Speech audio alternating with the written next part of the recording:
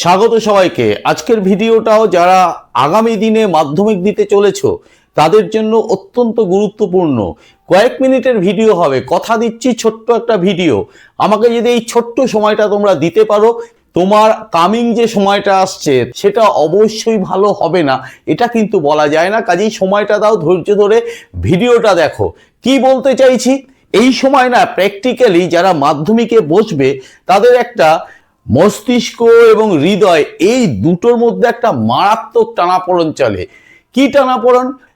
টানাপোড়েন এইটাই, হৃদয় বলছে চলো একটু পড়ে নিই, কিন্তু মস্তিষ্ক সেই একঘেয়েমিটা বরদাস্ত করতে পারছে না।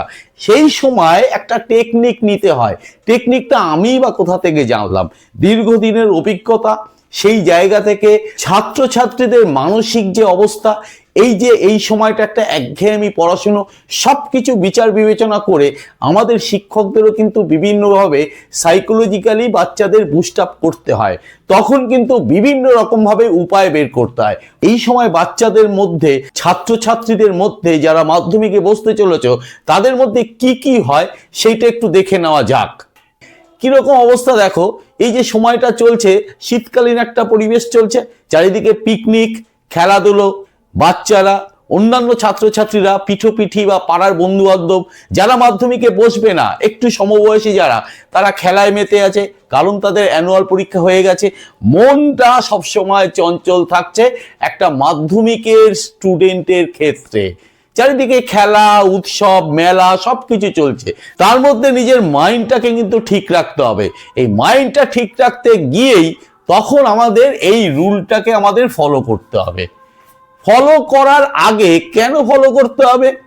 আমি যদি এই টার্গেট নিয়ে পড়তে বসি, আমি 3 ঘন্টা টানা পড়বো, অথবা 2 ঘন্টা টানা পড়বো, অথবা 1 ঘন্টা টানা পড়বো, অথবা 30 মিনিটস যদি পড়বো, অথবা 15 মিনিটস টানা পড়বো, আমাদের কিন্তু মস্তিষ্ক সাথ দেবে না। এটাই বাস্তব। কেন সাথ দেবে না? সাথ দেবে না এই কারণে, ওই যে প্রথমে বললাম, অনেক কিছু প্রতিকূলতার মধ্যে পারিপার্শ্বিক পরিবেশের পরিপ্রেক্ষিতে একটা ছাত্রকে যে মাধ্যমিক দিতে চলেছে তাকে এগিয়ে যেতে হবে। তাহলে তখন আমাকে একটা টার্গেট নিতে হবে। কি টার্গেট? এই 5 মিনিটস রুল। আমি আমার মস্তিষ্ককে বলবো, ওহে মস্তিষ্ক, তুমি আমাকে 5টা মিনিট টাইম দাও, 5টা মিনিট আমাকে পড়তে দাও। আমি যে পড়াটা বিগত দিনে পড়ে এসছি তাকে একটু দেখতে দাও। এখানে একটা লাইন উচ্চারণ করে দিলাম, বিগত দিনে যে পড়াটা পড়ে এসছি। এই সময় দাঁড়িয়ে নতুন কোনো কিছুতে হাত দেবে না। যা কিছু এতদিনে পড়ে এসছো তাকেই আবার চর্চা করো, রিভাইজ করো। তাই সেই রিভাইজ করতে গিয়ে মস্তিষ্ককে বলতে হবে, ব্রেনকে বলতে হবে, আমাকে 5টা মিনিট টাইম দাও। 5টা মিনিট ব্রেন অ্যালাউ করবে। তাহলে 5 মিনিটসে আমি একটা সাবজেক্ট পড়লাম, সেটা যে কোনো সাবজেক্ট হতে পারে। একটা সাবজেক্টের একটা নির্দিষ্ট একটা টপিক পড়লাম। টপিক পড়ার পর তুমি 5 মিনিট কমপ্লিট করলে। ক্লিয়ার? 5 মিনিট কমপ্লিট করার পরে 1টা মিনিটের মতো নিজের ব্রেনটাকে রেস্ট দাও, স্টপ হয়ে যাও, একটা স্পেস নাও, একটা গ্যাপ নাও। গ্যাপ নেওয়ার পরে এবার বলবে, আর 5টা মিনিট কি নিজের ব্রেনকে দেওয়া যায় না? নিজেকে প্রশ্ন করলে, আচ্ছা আর 5টা মিনিট আমি করে নিতে পারলাম, আর একটুখানি পড়া বাকি আছে, আমি আবার 5 মিনিটের টার্গেট, একদম ঘড়ি ধরে 5 মিনিটই পড়বো, আমি বেশি কিছু আশা করব না।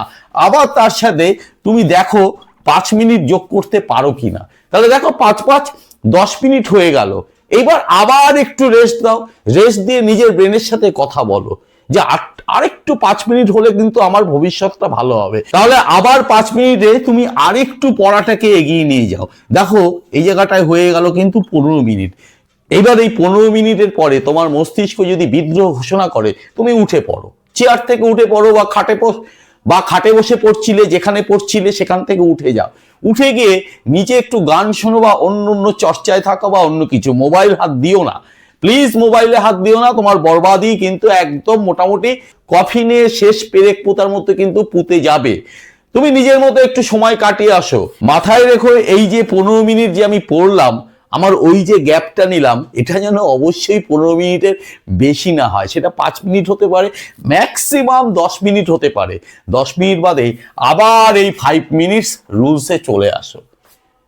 এবার এই 5 মিনিটস রুল করতে গেলে আমাকে আরো কতগুলো প্ল্যানিং করতে হবে, এর সাথে যুক্ত করে নিতে হবে। সেগুলো কি একটু দেখে নাও। টিপসগুলো কি তাহলে? টিপস হচ্ছে 5 মিনিটের যে রুলটা, 5 মিনিটস রুল, শুধু 5 মিনিটেই সীমাবদ্ধ রাখো।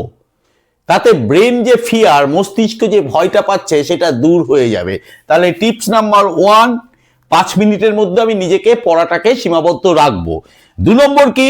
উইক চ্যাপ্টারের উপরে ফোকাস। এখনো পর্যন্ত আমি শিখে এসছি কিন্তু এখনো পর্যন্ত আমি রিভাইজ করতে পারিনি, সেইটাকে চিহ্নিত করো। সব সাবজেক্টের জন্য চিহ্নিত করে সেইগুলোকে রিভাইজ করে নাও। তাতে কি হবে?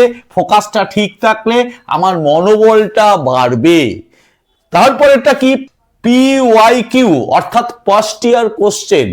সেই যে প্রিভিয়াস ইয়ার যে কোশ্চেন, যা কিছু আমি একটু সলভ করে এসেছি সেইগুলোকে আরেকবার চিহ্নিত করে আবার সলভের দিকে যাও। নিজের কনফিডেন্স লেভেলটা কিন্তু অনেকটা বেড়ে যাবে।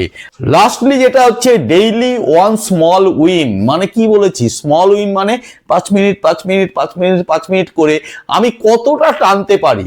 এই টেনে টেনে টেনে টেনে কত ঘন্টা আমি পড়ে ফেলতে পারলাম।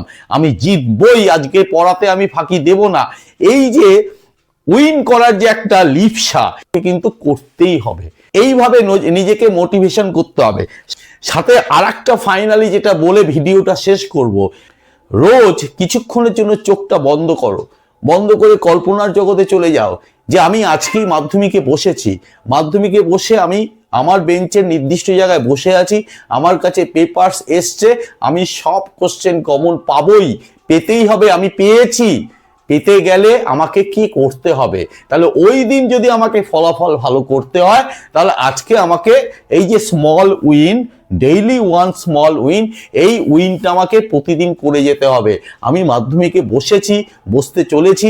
মস্তিষ্কে এই ব্যাপারটা বারে বারে ঢুকিয়ে দাও, মস্তিষ্ক তোমার হৃদয়ের কাছে হারবেই হারবে। আজকে এই পর্যন্ত ভিডিওটা। যদি ভালো লাগে অবশ্যই লাইক করবে, কমেন্ট করবে, শেয়ার করে দাও বন্ধুদের মধ্যে, তাদেরও উপকার হবে। আর চ্যানেলটিকে সাবস্ক্রাইব করো।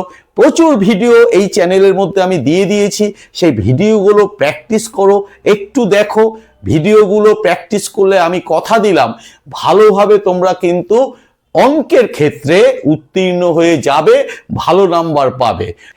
চ্যানেলটিকে সাবস্ক্রাইব করো, সাবস্ক্রাইব করে বেল আইকন বাটনটি প্রেস করে দিয়ে অল নোটিফিকেশনটা চালু করে দাও। আজকের জন্য এই পর্যন্ত। আজকের জন্য টাটা, বাই।